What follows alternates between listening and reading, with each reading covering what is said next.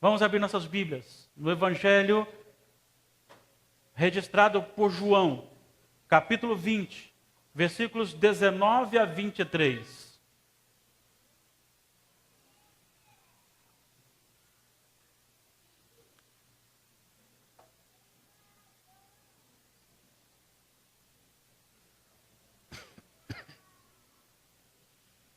João capítulo 20, versículos 19 a 23. Mesmo assentados,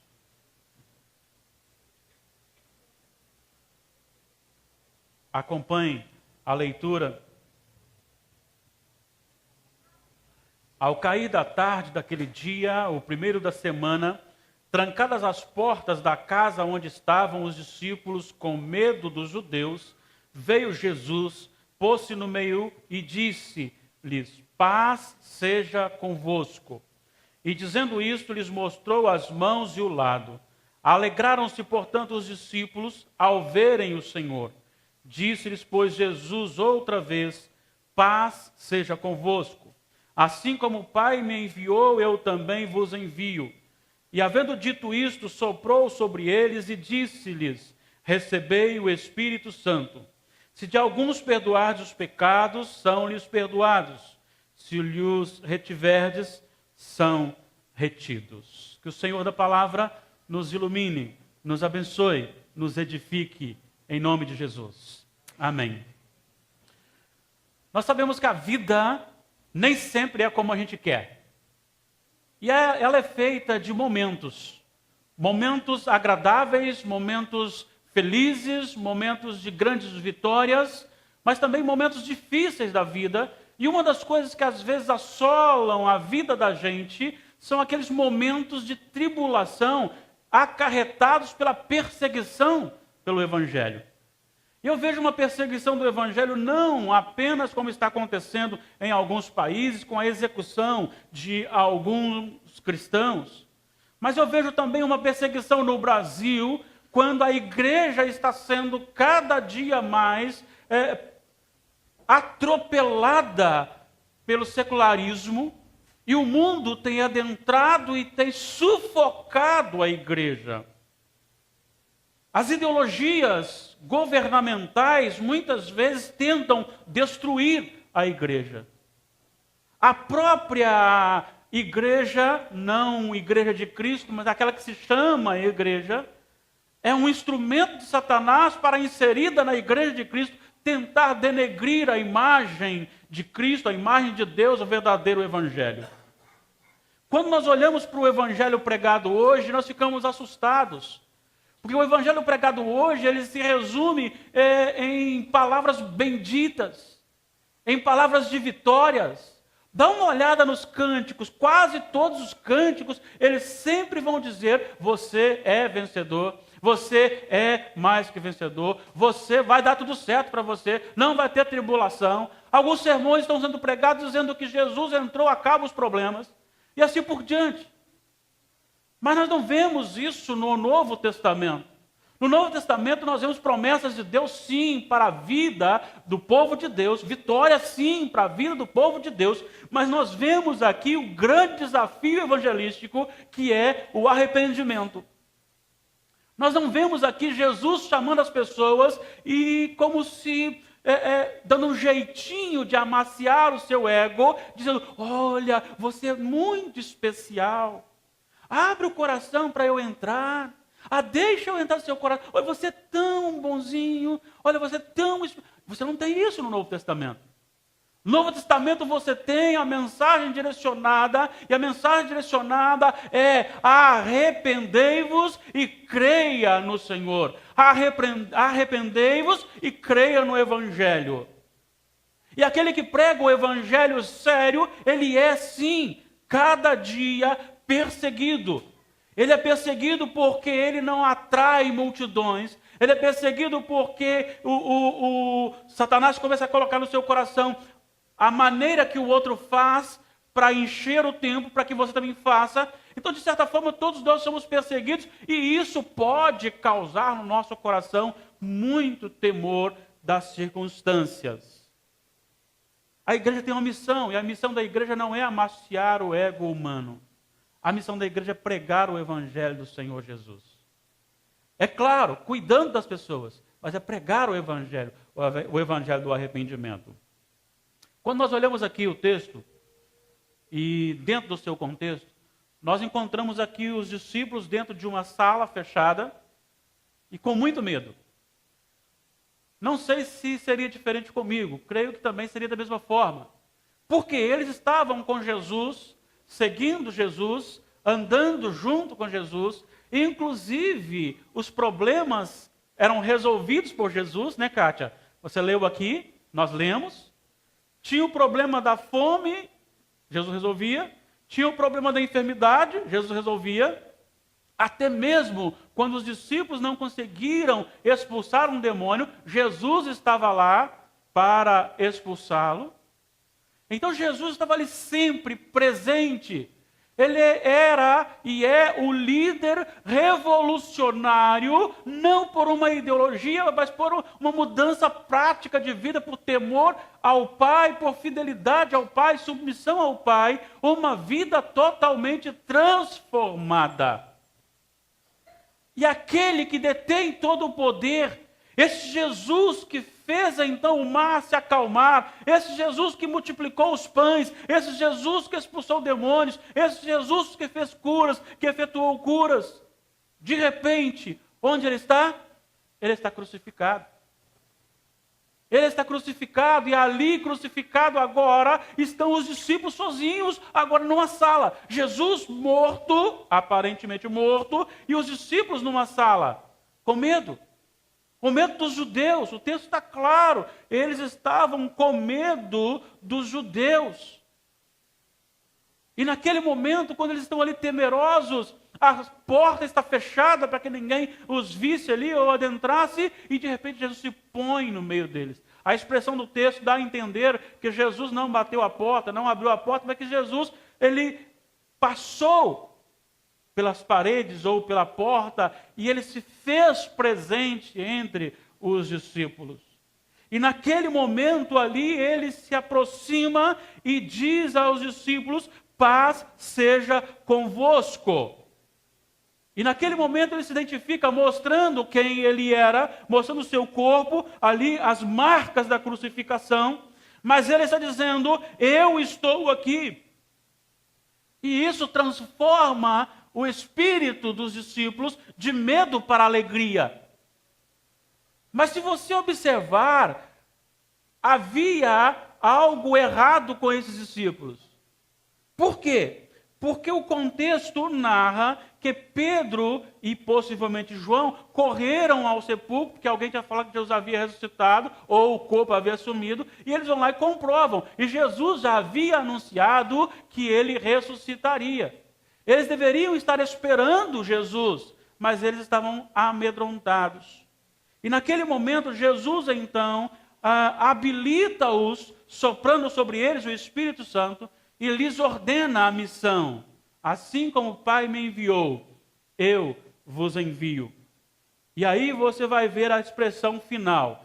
Se de alguns perdoados os pecados, são-lhes perdoados. Se lhes retiverdes, são retidos. Esse texto ele é muito profundo.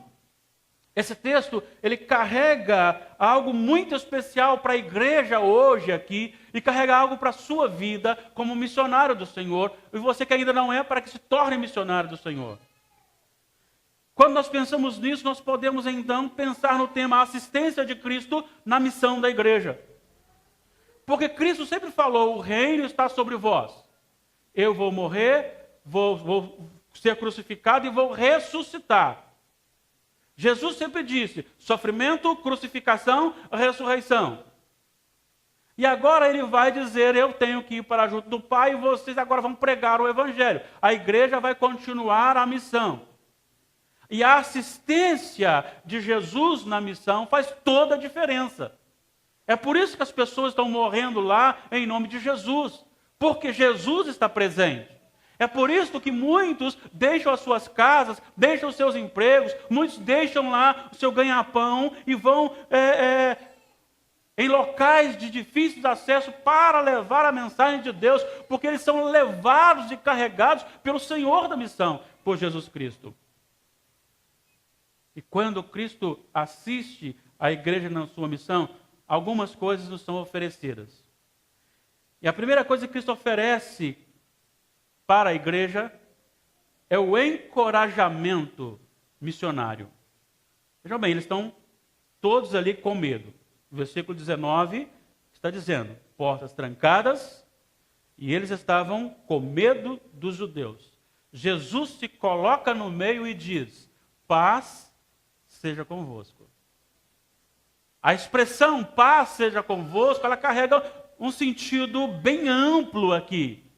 Se nós olharmos o capítulo 5 de Romanos, o primeiro versículo, vai dizer que nós temos paz com Deus através de Cristo Jesus. A reconciliação do homem. O homem estava então longe de Deus, o homem estava morto no seu delito e pecado, e Deus então o reconcilia através de Cristo, e Cristo é a ponte, é a mediação que torna o meu coração agora em paz diante de Deus, sabedor de que este Cristo pagou por mim a minha dívida.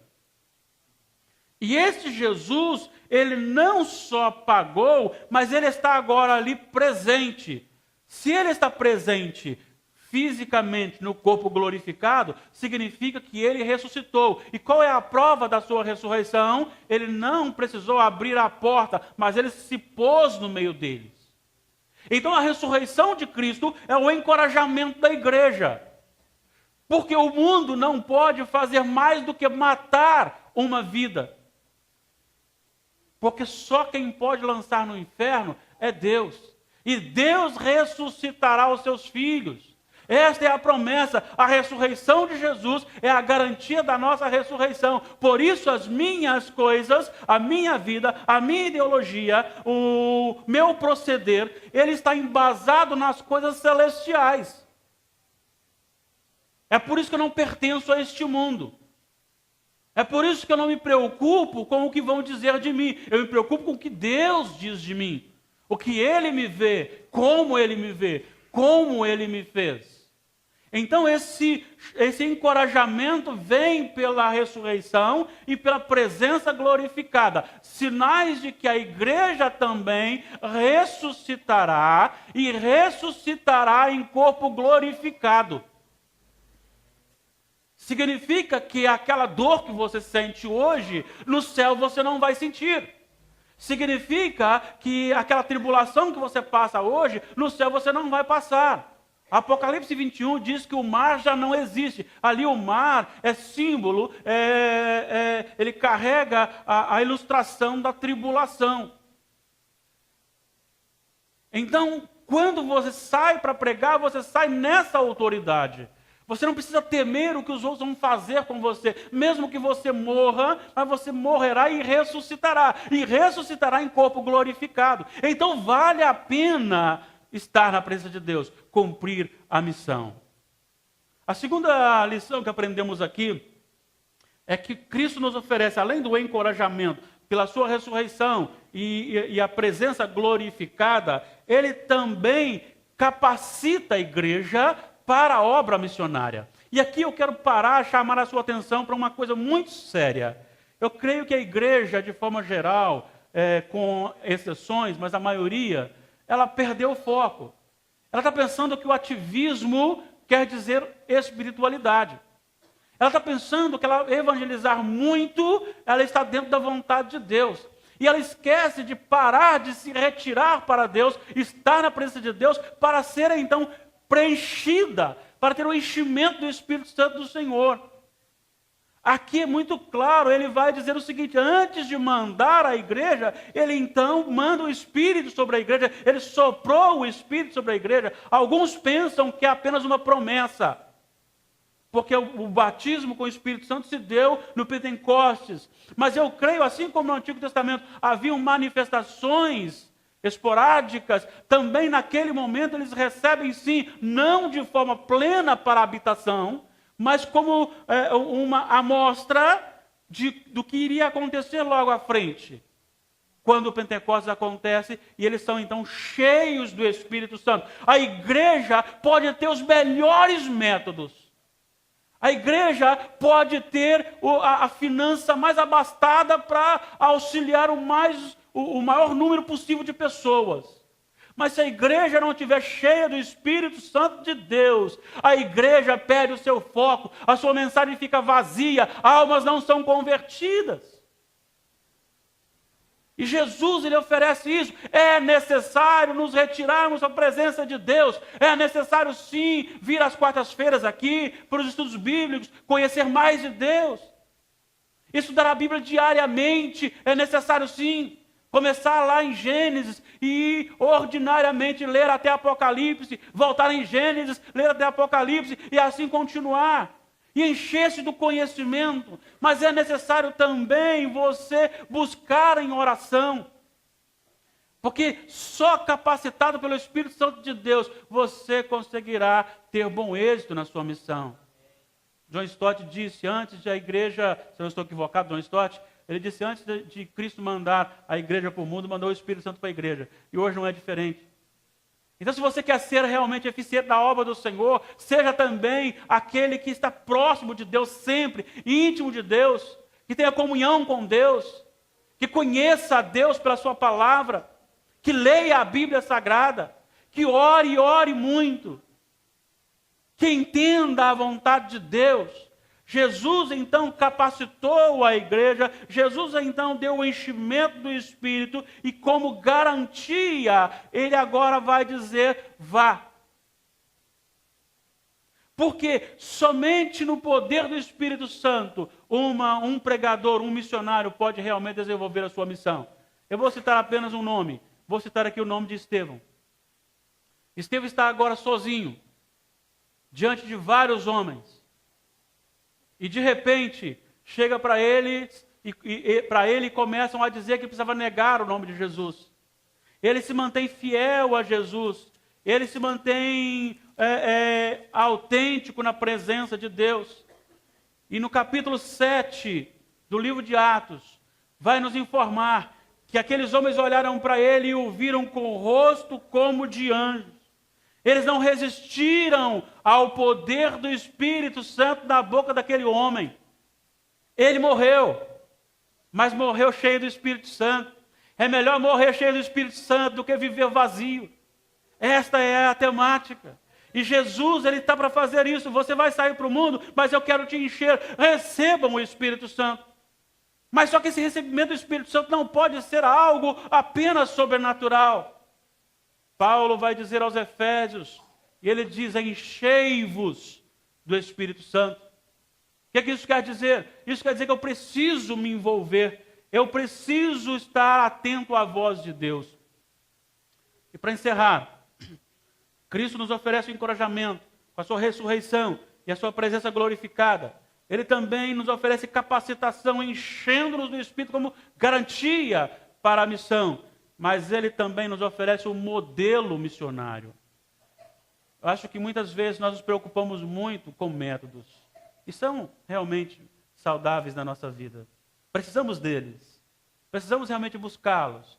Mas a preocupação primária deve ser o modelo central missionário, que é Cristo Jesus. E ele vai dizer assim, paz seja convosco. Assim como o Pai me enviou, eu também vos envio. Ele não está enviando para uma nova missão. Ele não está enviando para uma missão separada de alguém separado. Mas a missão é a mesma missão de Cristo. E aí então, qual é o modelo missionário? O modelo missionário é aquele que faz assim, que tem essa estratégia. Não, o modelo missionário é Cristo Jesus. E o modelo da missão é Cristo também. E aí vamos pensar aqui. Deus enviou Jesus para que se esvaziasse da sua própria glória, se encarnasse. Então a primeira coisa que nós vamos seguir aqui no modelo Jesus é que nós precisamos nos esvaziarmos de nós mesmos. Nós não precisamos de glória. Há poucos dias eu comentava com algumas pessoas sobre a questão como nós somos egoístas. E às vezes você está dirigindo no trânsito e você vê alguém querendo atravessar a rua, você para o seu carro educadamente, mas se aquela pessoa não agradecer, você acha ruim. Aí você vira para o do lado e diz assim, essa pessoa não tem gratidão não, mal agradecido. Ou, ironicamente, você olha para ele e fala assim, muito obrigado. Afinal, nós paramos para quê? Não foi para atravessar? Se atravessou, já cumpriu. Não precisa esperar mais nada. Nós não fazemos para receber, nós fazemos porque precisamos fazer. Cristo abriu mão da sua glória, e quando nós olhamos em Filipenses, nós vamos ver esse texto tão lindo, tão especial, nos chamando a atenção, no capítulo 2, versículo 5, tende em vós o mesmo sentimento que houve também em Cristo Jesus, pois ele, subsistindo em forma de Deus, não julgou como usurpação o ser igual a Deus. Irmãos, ele era Deus. Mesmo assim, ele abriu mão para assumir a forma do inimigo, seu inimigo, o homem carnal. E vai dizer aqui, a si mesmo se esvaziou, tornando-se em semelhança de homem e reconhecido como figura humana. Se humilhou, tornando-se obediente até a morte e morte de cruz. Irmãos, por favor, estejam atentos. Nós temos músicas aí que são extremamente contra o cristianismo. Vou citar apenas aquela frase, aquele que não me ajudou, Deus vai me colocar no palco, vai largar ele na plateia, e você vai lá para ele, vai se arrepender. Isso não é de Deus. Deus não te fez para palco. Deus te fez para missionário como Cristo, para se esvaziar. É Deus que tem que ser glorificado, é Cristo que tem que ser exaltado, é isto que Cristo fez, porque quando Satanás fez essa proposta de colocar Cristo ali no palco, dizendo, eu lhe ofereço todo o reino deste mundo. E Cristo podia dizer, este reino já é meu. Mas ele podia fugir da cruz, mas ele não fugiu da cruz, porque a sua missão era submissão ao Pai, obediência ao Pai. Ele não queria a glória, porque ele havia abrido mão da glória. Ele então vai para a cruz por obediência, enquanto Satanás lhe oferece o palco, lhe oferece o reino. Quando a igreja entende isso e começa a viver diante do Senhor desta maneira, ela começa a renunciar o eu, a renunciar a si mesma. Ela começa a viver para a glória de Deus. Vamos pensar aqui, quantos momentos Jesus passava na presença de Deus em oração. Só para escolher os apóstolos, ele passou a noite toda em oração. Quantos momentos Cristo para diante daquele que está sofrendo e oferece-lhe aquilo que ele tem. Mas para oferecer ele tem que ter. E às vezes nós não temos poder do Espírito Santo para oferecer, porque nós estamos distantes do propósito chamado. E esta missão, este modelo, não é um modelo para amaciar o ego, volto a dizer, porque o versículo final vai dizer, se de alguns perdoados os pecados, são-lhe perdoados, se lhe os retiveres, são retidos. Ou seja, a mensagem que você vai pregar é uma mensagem desafiadora. É uma mensagem que aponta para aquele a quem você ama e diz, se você não se arrepender, você não pode entrar no reino de Deus. Se você não se arrepender, você não pode entrar e receber a vida eterna. Só pode haver vida eterna com arrependimento de vida. E tem muitas pessoas precisando disso na vida, porque vivem como ímpias dentro do chamado Igreja de Deus. O chamado de Deus para a sua vida é de transformação pessoal, para que você leve uma mensagem de vida às pessoas. Jesus nunca chegava e dizia o seguinte, olha, vou ensinar vocês, nós precisamos ser humildes e semana que vem eu vou começar a lavar os pés dos discípulos para mostrar. Não, ele lavava os pés dos discípulos e falava assim, siga o meu exemplo. Jesus pregava com a sua vida como quem tem a autoridade. Em nome de Jesus, saiba que você é um missionário, você é chamado, você é encorajado por Cristo, porque Ele está vivo e está glorificado. Você é capacitado pelo Espírito Santo de Deus. Não é você que ganha ninguém para Jesus, é o Espírito Santo. E você é chamado para viver como Cristo viveu. Eu queria lhe perguntar, como está a sua vida? É muito triste quando nós olhamos para o mundo chamado igreja e vemos pessoas com tantos problemas espirituais, com instabilidades espirituais, pessoas que se dizem lavadas do sangue do Cordeiro, perdoadas por Cristo, mas que não têm capacidade de perdoar o outro. Pessoas que se dizem cristãs, seguidoras de Jesus, mas não têm coragem de ajudar o próximo. Pessoas que se dizem, então, do Senhor, mas não têm coragem de sair e proclamar o Evangelho. São os famosos crentes que não levam desaforo para casa. Eu queria chamar a igreja hoje a uma transformação de vida. Eu queria desafiar você hoje a uma mudança de vida. Com Cristo na nossa vida, a assistência que Ele nos concede, nós somos encorajados a pregar até morrer pelo Evangelho. Porque Ele ressuscitou e ressuscitou em corpo glorificado. Se eu morrer pelo Evangelho, o que me aguarda é tão somente a ressurreição em corpo glorificado. Porque Cristo me garantiu isso. Se eu viver, falarei na operação do Espírito Santo de Deus. Aquele em quem nós não devemos brincar, com quem não devemos brincar. Nós aprendemos quarta-feira passada que quando nós atribuímos a obra do Espírito Santo aos demônios, nós blasfemamos contra o Espírito Santo de Deus. Nós também aprendemos e agora informamos que quando você atribui a obras de demônios ao Espírito Santo, também você está blasfemando contra o Espírito Santo. E Jesus disse, não há perdão para blasfêmia contra o Espírito Santo. Então, em nome de Jesus, olhe para a sua vida. Enche-se do Santo Espírito do Senhor. Não saia para pregar se você não estiver passar um tempo em oração. Se você não estiver cheio da palavra de Deus, não saia. Porque você só pode oferecer aquilo que está no seu coração. Se você levar uma palavra vazia, a outra pessoa que ouvir também sairá vazia. Nós não precisamos temer. Somos encorajados, capacitados e modelados na missão de Cristo. Deus os abençoe. Amém.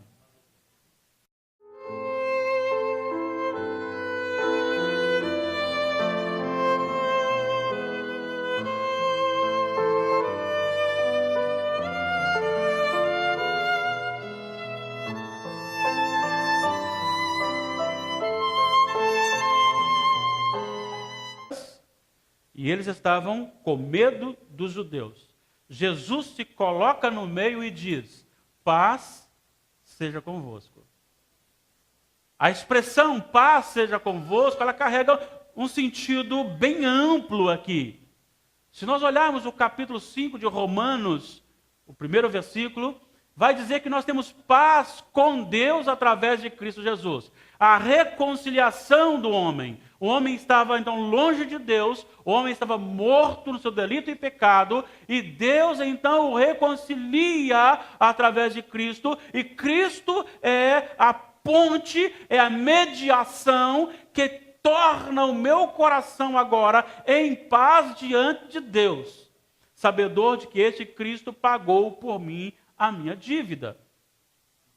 E este Jesus, ele não só pagou, mas ele está agora ali presente.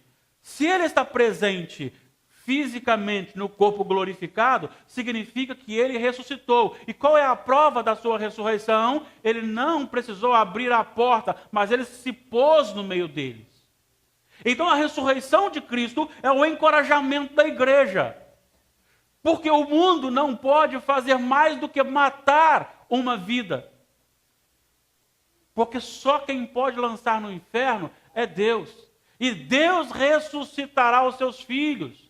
Esta é a promessa, a ressurreição de Jesus é a garantia da nossa ressurreição. Por isso as minhas coisas, a minha vida, a minha ideologia, o meu proceder, ele está embasado nas coisas celestiais. É por isso que eu não pertenço a este mundo. É por isso que eu não me preocupo com o que vão dizer de mim. Eu me preocupo com o que Deus diz de mim. O que Ele me vê, como Ele me vê, como Ele me fez.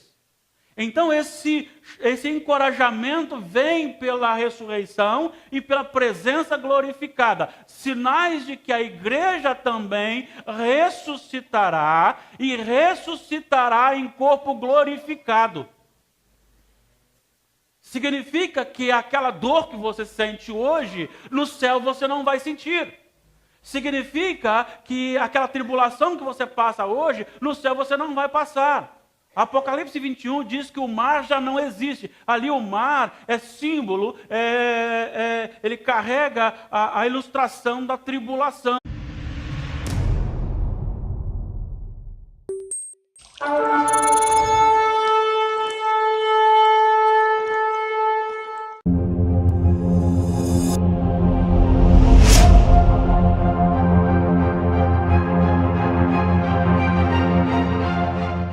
Vamos abrir nossas Bíblias no Evangelho registrado por João, capítulo 20, versículos 19 a 23.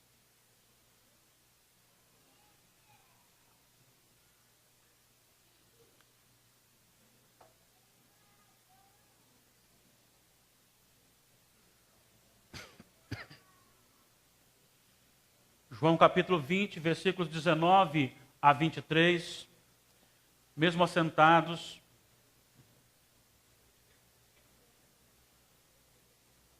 acompanhe a leitura. Ao cair da tarde daquele dia, o primeiro da semana, trancadas as portas da casa onde estavam os discípulos com medo dos judeus, veio Jesus, pôs-se no meio e disse-lhes: paz seja convosco. E dizendo isto, lhes mostrou as mãos e o lado. Alegraram-se, portanto, os discípulos ao verem o Senhor. Disse-lhes, pois, Jesus outra vez: paz seja convosco. Assim como o Pai me enviou, eu também vos envio. E havendo dito isto, soprou sobre eles e disse-lhes: recebei o Espírito Santo. Se de alguns perdoardes os pecados, são-lhes perdoados. Se lhes retiverdes, são retidos. Que o Senhor da palavra nos ilumine, nos abençoe, nos edifique, em nome de Jesus. Amém. Nós sabemos que a vida nem sempre é como a gente quer. E ela é feita de momentos. Momentos agradáveis, momentos felizes, momentos de grandes vitórias, mas também momentos difíceis da vida. E uma das coisas que às vezes assolam a vida da gente são aqueles momentos de tribulação acarretados pela perseguição pelo Evangelho. E eu vejo uma perseguição do Evangelho não apenas como está acontecendo em alguns países, com a execução de alguns cristãos, mas eu vejo também uma perseguição no Brasil, quando a igreja está sendo Senhor Jesus. É claro, cuidando das pessoas, mas é pregar o Evangelho do arrependimento. Quando nós olhamos aqui o texto, e dentro do seu contexto, nós encontramos aqui os discípulos dentro de uma sala fechada e com muito medo. Não sei se seria diferente comigo, creio que também seria da mesma forma.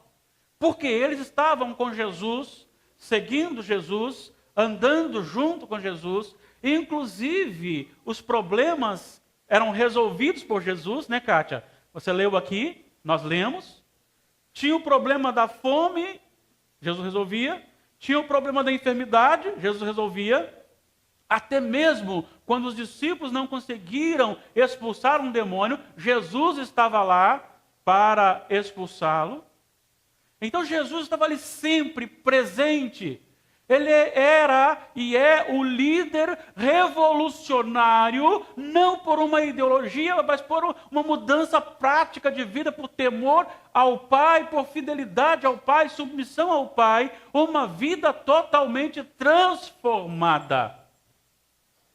E aquele que detém todo o poder, esse Jesus que fez então o mar se acalmar, esse Jesus que multiplicou os pães, esse Jesus que expulsou demônios, esse Jesus que fez curas, que efetuou curas.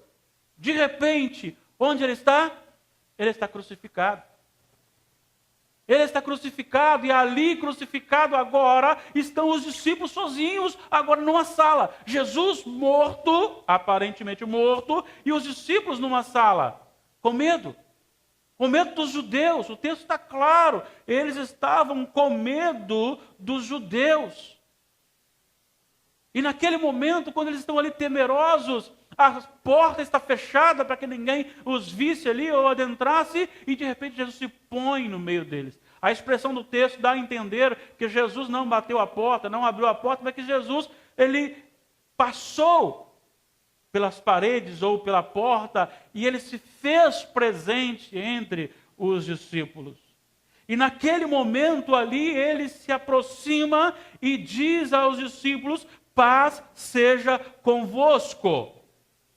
E naquele momento ele se identifica mostrando quem ele era, mostrando o seu corpo, ali as marcas da crucificação, mas ele está dizendo: eu estou aqui. E isso transforma o espírito dos discípulos de medo para alegria. Mas se você observar, havia algo errado com esses discípulos. Por quê? Porque o contexto narra que Pedro e possivelmente João correram ao sepulcro, porque alguém tinha falado que Jesus havia ressuscitado, ou o corpo havia sumido, e eles vão lá e comprovam. E Jesus já havia anunciado que ele ressuscitaria. Eles deveriam estar esperando Jesus, mas eles estavam amedrontados. E naquele momento, Jesus então habilita-os, soprando sobre eles o Espírito Santo, e lhes ordena a missão. Assim como o Pai me enviou, eu vos envio. E aí você vai ver a expressão final: se de alguns perdoados os pecados, são-lhes perdoados. Se lhes retiverdes, são retidos. Esse texto ele é muito profundo. Esse texto ele carrega algo muito especial para a igreja hoje aqui, e carrega algo para a sua vida como missionário do Senhor, e você que ainda não é, para que se torne missionário do Senhor.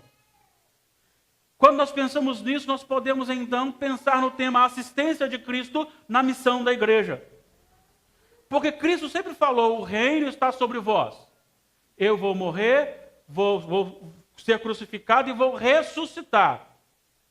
Jesus sempre disse: sofrimento, crucificação, ressurreição. E agora ele vai dizer: eu tenho que ir para junto do Pai, e vocês agora vão pregar o Evangelho. A igreja vai continuar a missão. E a assistência de Jesus na missão faz toda a diferença. É por isso que as pessoas estão morrendo lá em nome de Jesus, porque Jesus está presente. É por isso que muitos deixam as suas casas, deixam os seus empregos, muitos deixam lá o seu ganha-pão e vão em locais de difícil acesso para levar a mensagem de Deus, porque eles são levados e carregados pelo Senhor da missão, por Jesus Cristo. E quando Cristo assiste a igreja na sua missão, algumas coisas nos são oferecidas. E a primeira coisa que Cristo oferece para a igreja é o encorajamento missionário. Vejam bem, eles estão todos ali com medo. O versículo 19 está dizendo: portas trancadas, cada dia mais atropelada pelo secularismo, e o mundo tem adentrado e tem sufocado a igreja. As ideologias governamentais muitas vezes tentam destruir a igreja. A própria igreja, não igreja de Cristo, mas aquela que se chama igreja, é um instrumento de Satanás para, inserida na igreja de Cristo, tentar denegrir a imagem de Cristo, a imagem de Deus, o verdadeiro Evangelho. Quando nós olhamos para o Evangelho pregado hoje, nós ficamos assustados. Porque o Evangelho pregado hoje, ele se resume em palavras benditas, em palavras de vitórias.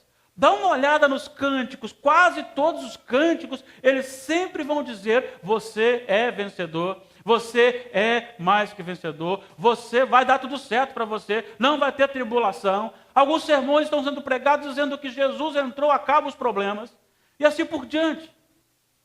Mas nós não vemos isso no Novo Testamento. No Novo Testamento nós vemos promessas de Deus sim para a vida do povo de Deus, vitória sim para a vida do povo de Deus, mas nós vemos aqui o grande desafio evangelístico que é o arrependimento. Nós não vemos aqui Jesus chamando as pessoas e como se dando um jeitinho de amaciar o seu ego, dizendo, olha, você é muito especial. Abre o coração para eu entrar. Deixa eu entrar no seu coração. Olha, você é tão bonzinho. Olha, você é tão... Você não tem isso no Novo Testamento. No Novo Testamento você tem a mensagem direcionada, e a mensagem direcionada é arrependei-vos e creia no Senhor. Arrependei-vos e creia no Evangelho. E aquele que prega o Evangelho sério, ele é sim, cada dia perseguido. Ele é perseguido porque ele não atrai multidões. Ele é perseguido porque o Satanás começa a colocar no seu coração a maneira que o outro faz para encher o tempo, para que você também faça. Então, de certa forma, todos nós somos perseguidos e isso pode causar no nosso coração muito temor das circunstâncias. A igreja tem uma missão, e a missão da igreja não é amaciar o ego humano. A missão da igreja é pregar o Evangelho do